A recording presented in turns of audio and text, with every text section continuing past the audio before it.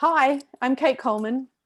I want to first acknowledge the country that I am meeting you from today.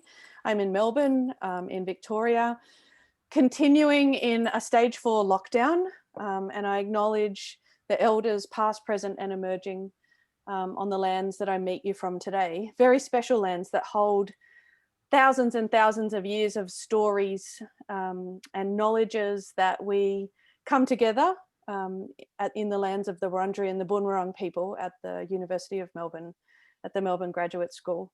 We're all in our own homes today though, so we meet you from multiple lands and from multiple spaces like you.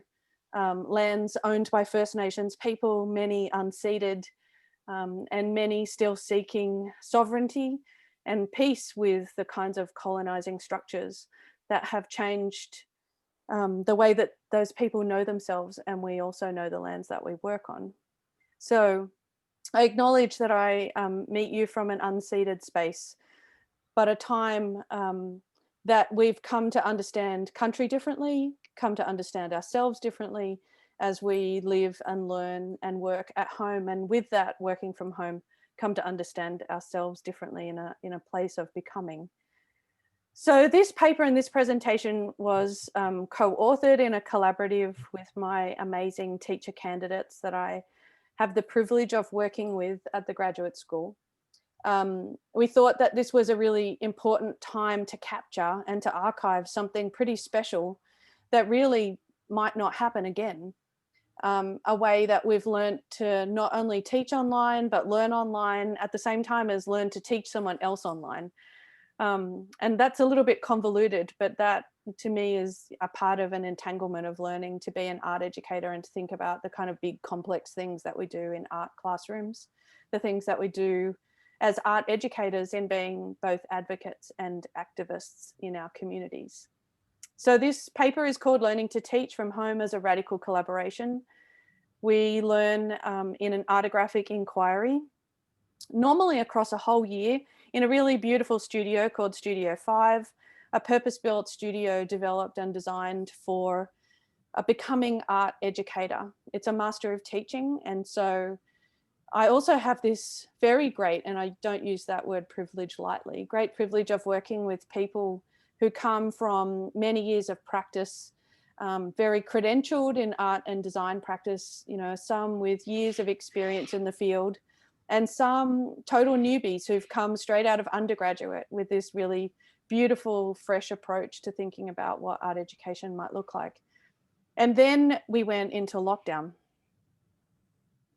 So this is us, the 5 of us, to present this paper to you. Sabrina and Joe are here with me today. Gemma and Jess are not. They're working on assignments and being at home and doing the kinds of things that quarantine and isolation has still got us in Melbourne, because this is the calendar for Melbourne lockdown. We have been home since March, and you know, we have spent this year more in our own homes than we have anywhere else. We're now hitting about 7 months of being at home. And as university students who have an art and design practice, that's been a great shift, going from having studio practices into studios having to be at home. And so together we've all learnt to do things very differently. I normally live and work in a studio at the university, you know, living as an artographer really importantly in my practice, but that is now ruptured and also at home. And so my art practice, my teaching practice, my family, everything about my identity has shifted into just one place, my house, which is, you know, kind of been a very strange thing. And so this calendar is indicative of the kind of lives that we're all living, and what a kind of COVID world we wanted to invite you into to understand really something special that has happened. Maybe will happen again, possibly not. So as I said, this is a kind of time to archive that, that difference in the world that each of us are trying to make. So this quick image before I hand over to Sabrina is one of the beautiful drawings of our Zoom class. And COVID came and shifted something very interesting for us as an art education ecology. We had only been in class together for 4 weeks before a very fast shift sent us home. sent us into this digital ecosystem where in this kind of first meetings, you can see we're all pretty happy. I think we actually paused for a couple of images because we were taking portraits, because I think we thought we were heading home for a couple of weeks. There was a quick pack up and an urgent, the university closed, the city kind of shut down, and people went home. And then it hasn't changed. And so I think if we took that picture now, it would be very different. But it allowed a shift in a place in art education to think differently about what art education is for, who art education is for, and how art education actually works. Sabrina, hello. Hi.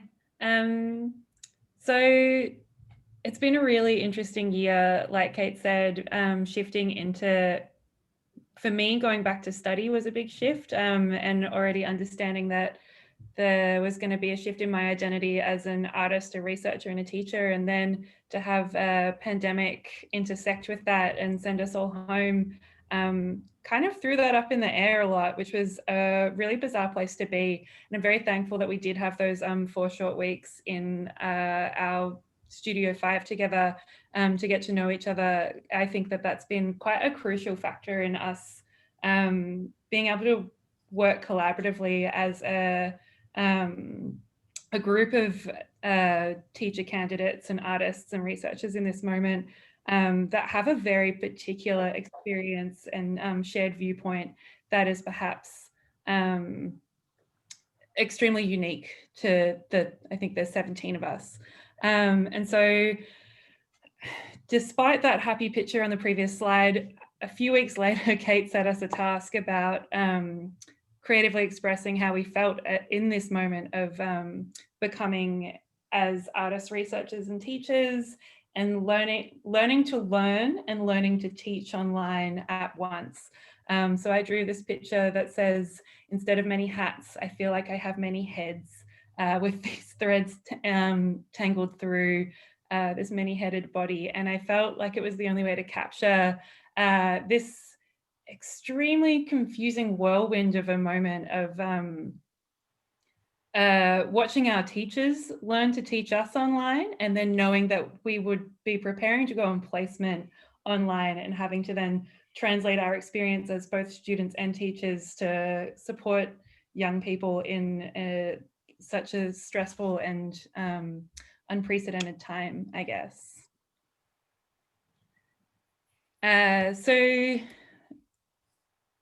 online learning and teaching at the same time actually has had some amazing opportunities come out of it. We've all explored digital platforms in this incredibly deep and intricate kind of manner, where YouTube and TikTok and things were for entertainment or for distraction or procrastination. And all of a sudden, the whole cohort have found entirely new ways to turn those platforms on their heads and make sure that content is being delivered in engaging and authentic ways to students, and trying to adapt those technologies so that when things aren't working, or the ideas and ethics that you had as a teacher can be translated in this new moment. So this is a screenshot from a lesson I designed for some year 7s. We were teaching them about surrealism. And so I found a way to create an exquisite corpse game for all the students to participate in through their iPads and devices from home. So everyone had to select a different color or different images and piece it together online. And it was actually a pretty special thing to realize, and to then be able to take what we were learning together in Studio 5 and be able to offer that research and opportunity to our mentor teachers out in the field, who were also adapting at an extremely quick and under-resourced kind of pace. And to have your initial research be tested out in the field in that moment was a pretty amazing opportunity for us, for our mentors, and for our students as well. I think it was also a pretty great way to foster engagement and rapport with our students, in that we understood how it felt for them as students switching to remote learning and kind of the difficulties in maintaining class rapport and engagement in what is generally understood as a pretty physical learning environment. But that being said, there were some pretty amazing ways of digitally connecting with each other as students, both within our university environment and the secondary spaces. So this is a particular example of a year 10 class I was teaching or co-teaching, and trying to find a way for students to feel like they were inhabiting a particular environment together despite their displacement across different places within the same neighborhood.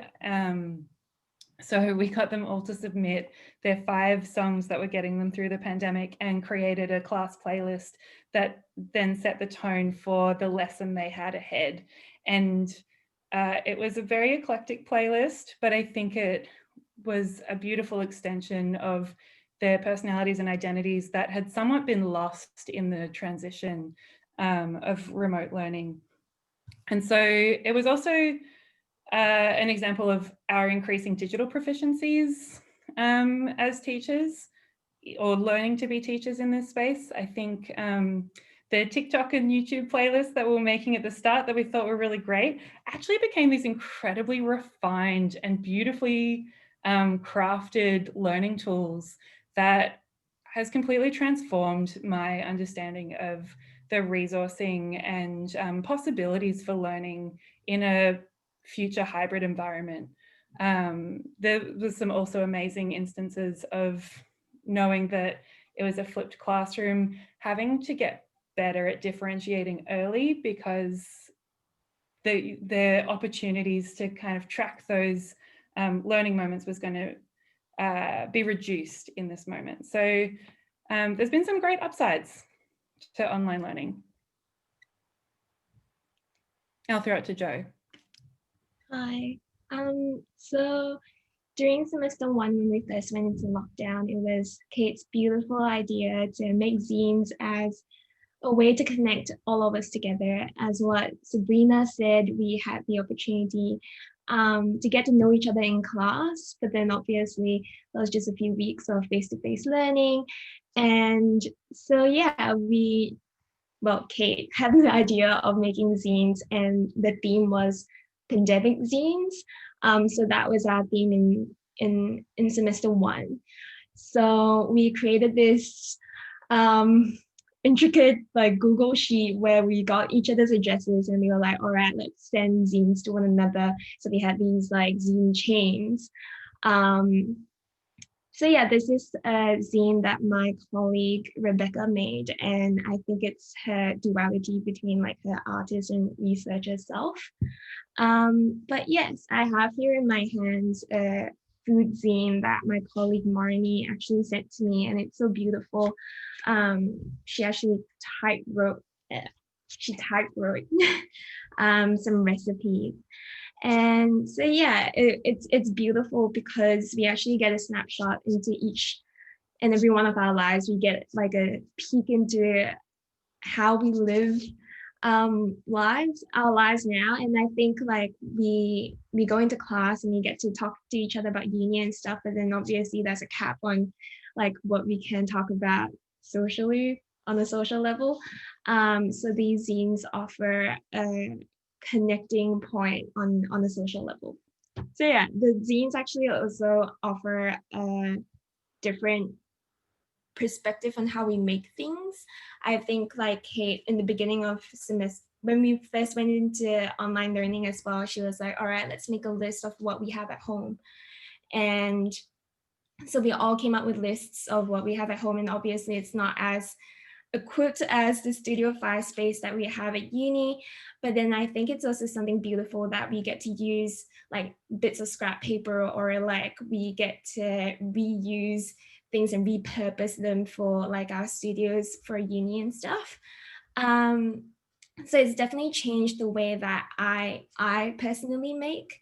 I think it's way more thoughtful the way that I make at home as compared to like the grind of doing things in uni and in such a professional space. Whereas at home, when I'm making at home, it's definitely much more in a way much more personal, and way more reflective. And especially at a time like this when everything's very different from what we're normally used to, I think my making has definitely changed, not just because I'm at home, but because we're in the times we're in right now. Yes. I think one thing I'd like to add to what Jo was saying about the role that zines played in our online learning was that it offered us a moment of physicality between each other and our practices. Yeah. That was probably the thing that most of us ultimately were disappointed to lose in the shift. You felt connected to someone physically through a bit of their world entering your own, and there was some excitement waiting for something to turn up in your mailbox every day. It was a reason to walk outside and check your mailbox, and who knew that that would bring us so much joy. I think, yeah, like definitely. I think even with the zine that Mani sent to me, it came in this beautiful envelope. And in that envelope, the first thing that I saw was a little note that said, "I hope you're doing well. And I think the zine may actually reach you in spring." So that means that she sent it in winter. And true enough, it did reach me when we when we entered spring. And yeah, it definitely does connect us on a whole other level. That's beautiful. So one thing we wanted to share was, ways that we've connected, but also ways that we think that we've not only kind of just survived being in lockdown and being at uni, but then thinking about how we might be resilient and to thrive in different ways. But as a lecturer, I think that this cohort of teachers will definitely be a very different type of art educator. They have a different understanding of what education is for and the role that education plays in young people's lives, because at least in Melbourne we have seen a lot of us in our own class, but also working with young people, some issues of well-being and anxiety, of learning to think differently about what futures might be and how we have hope, and what hope looks like in a pandemic is a really interesting thing to encounter as artists, but also then the things that have been difficult to be hopeful as artists is that we've been really damaged by losses of income, with quarantine and isolation, meaning that there are no places, the galleries are closed, the places that we would normally be as practitioners but also learning to be art educators are not accessible for us. And so trying to shift what it means to be accessible and to be inclusive and to be connected meant that using the kind of old school mail art that artists have used for a really long time became the thing that connected us, walking to the letterbox and exchanging artworks. And art exchanges are ways that artists have always dealt with either not having enough money to pay for that artwork or loving someone's work so much that you just create this exchange. And the zines for me were able to do that. Zines are really disruptive products in communication because they're lo-fi, and you can just make it with anything, which is what we did. I knew from those lists that some people just had paper and colored pencils and collage material, and so what that was going to mean to learn to be an art teacher meant that we went lo-fi and we just went with things that helped us understand medium, like Jo said. As a lecturer, I've really seen a big change in an understanding of medium and how medium helps communicate, and that so it's not that material, it's the materiality, the ways that I think about the affect of that product. And these products then became these beautiful pieces of practice that came between each other's houses. And so just the act of walking and thinking about being outside and carrying this thing to the mailbox actually became a part of the methodology. And within artography, we're really interested in that mix of methodology and pedagogy. And so we were able to think about a range of different methods to help us connect to each other. If you want to stay in contact with us, check out in Twitter a way of connecting from art teachers in lockdown. I think we would love to have a conversation around what we've learned, and to use Ellen's beautiful image from her zine, reflections of a pandemic survivor, that we definitely will be, maybe not survivor, but thriver, I think is probably a better way to think about it. Thank you.